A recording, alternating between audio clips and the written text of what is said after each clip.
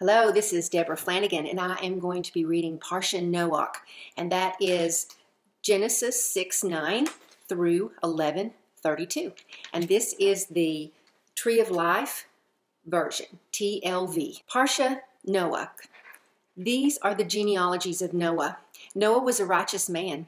He was blameless among his generation. Noah continually walked with God.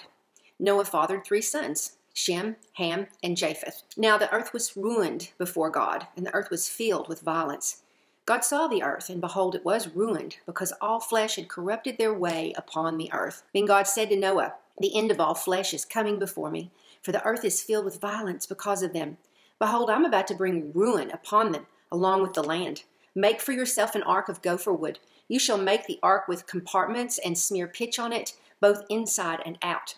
Now this is how you shall make it. The length of the ark, 300 cubits, its breadth, 50 cubits, and its height, 30 cubits. You shall make a roof for the ark, and you shall finish it to within a cubit from the top. You shall put the door of the ark on its side. You shall make it with lower, second, and third stories. Now I'm about to bring the flood, water upon the land, to destroy all flesh, in which is the spirit of life from under the sky. Everything that is on the land will perish, but I will establish my covenant with you. So you shall come into the ark, you, your sons, and your wife, and your sons' wives with you. Also of every living thing of all flesh, you shall bring 2 of everything, male and female, into the ark to keep alive with you. Of the flying creatures according to their kind, of the livestock according to their kind, and of all the crawling creatures of the ground according to their kinds, 2 of everything will come to you to keep them alive. As for you, take for yourself every kind of edible food and gather it to yourself. It will be food for you and for them." So Noah did according to all that God commanded him. He did so exactly. Then Adonai said to Noah, "Come, you and all your household, into the ark, for you only do I perceive as righteous before me in this generation. Of every clean animal you shall take with you 7 of each kind, male and female, and of the animals which themselves are not clean, 2, male and female. Also of the flying creatures of the sky, 7 of every kind, male and female, to keep offspring alive on the face of the whole land. For in 7 more days I'm going to make it rain upon the land 40 days and 40 nights, and I will wipe out all existence that I made from the face of the ground." So Noah did all just as Adonai commanded him. Now Noah was 600 years old when the flood came, water upon the land. So Noah, his sons, his wife, and his sons' wives entered the ark because of the flood waters. Of the clean animals and unclean animals, the flying creatures and everything that crawls on the ground, 2 by 2 they came to Noah into the ark, male and female, just as God commanded Noah. After the 7 days, the flood waters were upon the land. In the 600th year of Noah's life, in the 2nd month, on the 17th day of the month, on this day, all the water sources of the great deep burst open, and the windows of the sky were opened. Then there was rain upon the land 40 days and 40 nights. On that same day, Noah, along with Noah's sons, Shem, Ham, and Japheth, Noah's wife, and the 3 wives of Noah's sons with them, entered the ark, they and every animal according to its kind, and all the livestock according to its kind, and every crawling creature that crawls on the land according to its kind, and every flying creature according to its kind, every bird, every winged creature. So to Noah and into the ark they went by 2s, all flesh, in which was the spirit of life. Those that came, male and female, of all flesh, came just as God commanded him. Then Adonai shut him in. The flood was 40 days upon the land, and the waters increased and lifted the ark so that it rose above the land. The waters overpowered and became very mighty over the land, and the ark drifted on the surface of the water. The waters completely overpowered the land so that all the high mountains beneath the entire sky were covered. The waters rose 15 cubits higher as the mountains were covered. All flesh perished. Those that crawl on the land, the flying creatures, livestock, wild animals, all creatures that swarm upon the land, and all humankind. Everything that had the breath of the spirit of life in its nostrils, everything on dry land died. So he wiped out all existence that was upon the surface of the ground, everything from people to livestock to crawling creatures and to flying creatures of the sky. They were wiped out off the land. Only Noah and those with him in the ark survived. The waters overpowered the land for 150 days. Then God remembered Noah and all the wild animals and all the livestock that were with him in the ark. So God caused a wind to pass over the land, and the waters subsided. Also, the sources of the deep and the windows of the skies were closed up, and the rain from the sky was held back. The waters kept receding gradually from upon the land, and the waters decreased by the end of 150 days. The ark came to rest in the 7th month, on the 17th day of the month, upon the mountains of Ararat. The waters went on decreasing until the 10th month.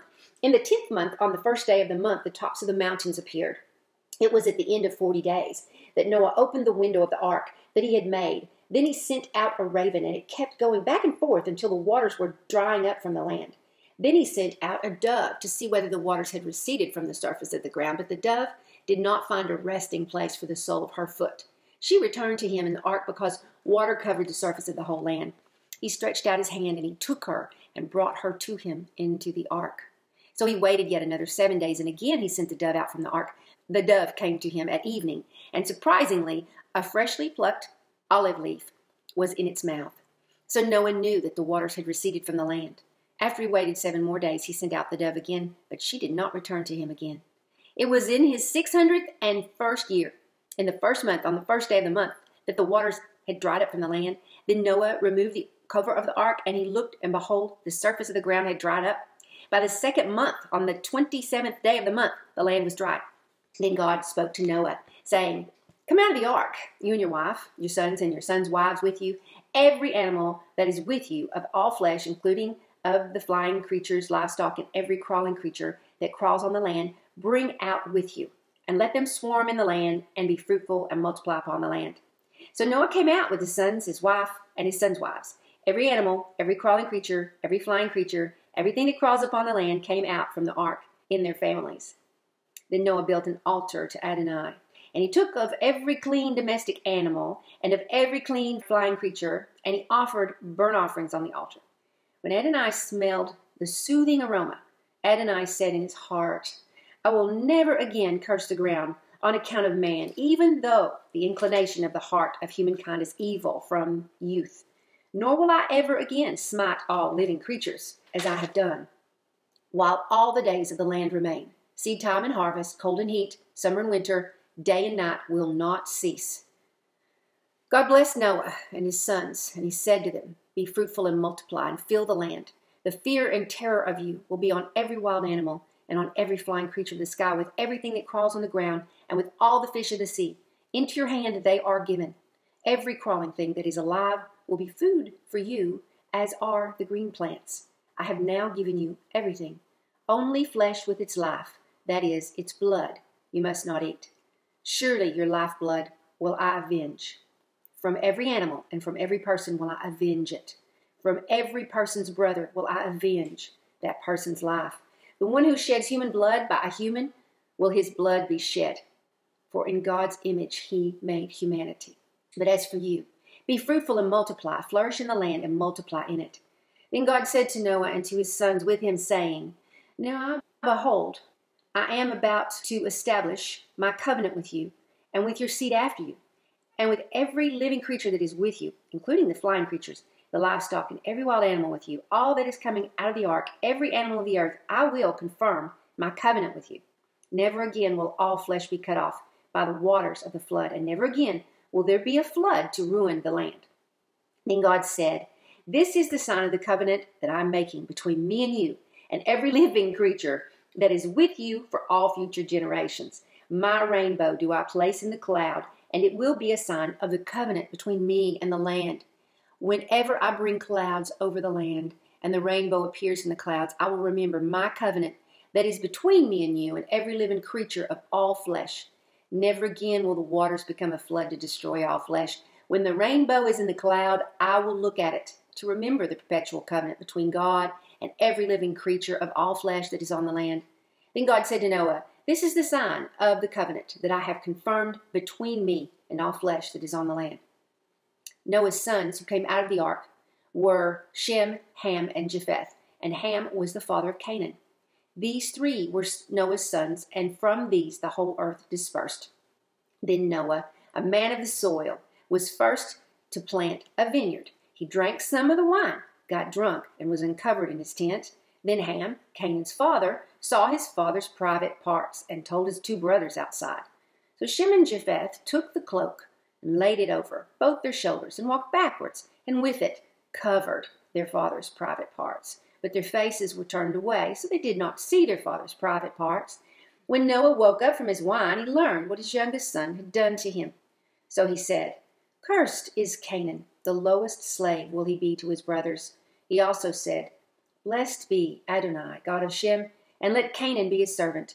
May God enlarge Japheth, may he dwell in the tents of Shem, and may Canaan be his slave." Now Noah lived 350 years after the flood.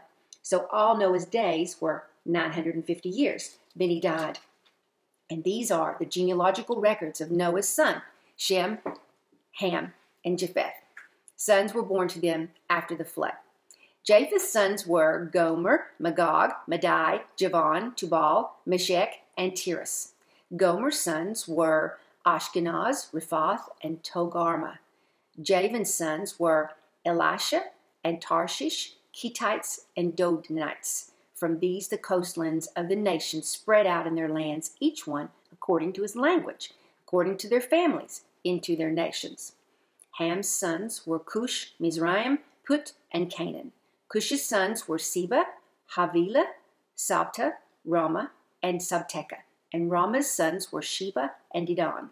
Now Cush fathered Nimrod. He started to become mighty in the land. He was a mighty hunter before Adonai. This is why it is said, like Nimrod, a mighty hunter before Adonai. The beginning of his kingdom included Babel, Erech, Akkad, and Calneh in the land of Shinar. From that land he went out to Assyria and built Nineveh, Rechovotir, Calah, and Resen, between Nineveh and Calah. It is the great city. Mizraim fathered the Ludites, the Anamites, the Lehabites, the Nephtuhites, the Pathrusites, the Kaluhites, from whom came the Philistines, and the Caphtorites. Canaan fathered Sidon, his firstborn, Heth, the Jebusite, the Amorite, the Girgashite, the Hivite, the Archite, the Sinite, the Avidite, the Zimmerite, and the Hamathite. And afterwards the Canaanite families were scattered. Now the Canaanite border was from Zidon, as you go toward Gerar, as far as Gaza, as you go toward Sodom and Gomorrah, Admah, and Zeboim, as far as Lasha. These are Ham's sons, according to their families, according to their languages, in their lands, in their nations. Sons were also born to Shem, who was Japheth's older brother, and the father of all the sons of Eber. Shem's sons were Elam, Asher, Arpachshad, Lud, and Aram. Aram's sons were Uz, Hul, Gether, and Mash. Arpachshad fathered Shelah, and Shelah fathered Eber. 2 sons were born to Eber. The name of the first was Peleg, because in his days the land was divided, and his brother's name was Joktan. Joktan's fathered Elmadad, Sheleph, Hazarmaveth, Jerah, Hadoram, Uzal, Dikla, Obal, Abimael, Sheba, Ophir, Havilah, and Jobab. All of these are Joktan's sons. Their dwelling place was from Misha to come towards Sephar, the eastern hill country. These are Shem's sons, according to their families, according to their languages, in their lands, according to their nations. These are the families of the sons of Noah, according to their genealogies in their nations. And from these the nations were dispersed on the earth after the flood. Now the entire earth had the same language, with the same vocabulary. When they traveled eastward, they found a valley plain in the land of Shinar and settled there. They said to one another, "Come, let's make bricks and bake them until they're hard." So they used bricks for stone and tar for mortar. Then they said, "Come, let's build ourselves a city with a tower whose top reaches into heaven. So let's make a name for ourselves, or else we will be scattered over the face of the whole land." Then Adonai came down to see the city and the tower that the sons of man had built. Adonai said, "Look, the people are one, and all of them have the same language. So this is what they have begun to do. Now nothing they plan to do will be impossible. Come, let us go down and confuse their language there, so that they will not understand each other's language." So Adonai scattered them from there over the face of the entire land, and they stopped building the city. This is why it is named Babel, because Adonai confused the languages of the entire world there, and from there Adonai scattered them over the face of the entire world. These are the genealogical records of Shem. Shem was 100 years old when he fathered Arpachshad, 2 years after the flood. Shem lived 500 years after he fathered Arpachshad, and he fathered sons and daughters. Arpachshad lived 35 years when he fathered Shelah. Arpachshad lived 403 years after he fathered Shelah, and fathered sons and daughters. Shelah lived 30 years. He fathered Eber. Shelah lived 403 years after he fathered Eber and fathered sons and daughters. Eber lived 34 years and he fathered Peleg. Eber lived 430 years after he fathered Peleg, and he fathered sons and daughters. Peleg lived 30 years and he fathered Reu. Peleg lived 209 years after he fathered Reu, and he fathered sons and daughters. Reu lived 32 years and he fathered Serug. Reu lived 207 years after he fathered Serug, and he fathered sons and daughters. Serug lived 30 years and fathered Nahor. Serug lived 200 years after he fathered Nahor, and he fathered sons and daughters. Nahor lived 29 years, and he fathered Terah. Nahor lived 119 years after he fathered Terah, and he fathered sons and daughters. Terah lived 70 years when he fathered Abram, Nahor, and Haran. These are Terah's genealogies. Terah fathered Abram, Nahor, and Haran. Haran fathered Lot. Haran died before Terah, his father, in the land of his birth in Ur of the Chaldeans. Abram and Nahor took wives for themselves. The name of Abram's wife was Sarai, and the name of Nahor's wife was Milcah, the daughter of Haran, father of Milcah and Iscah. Sarai was barren. She did not have a child.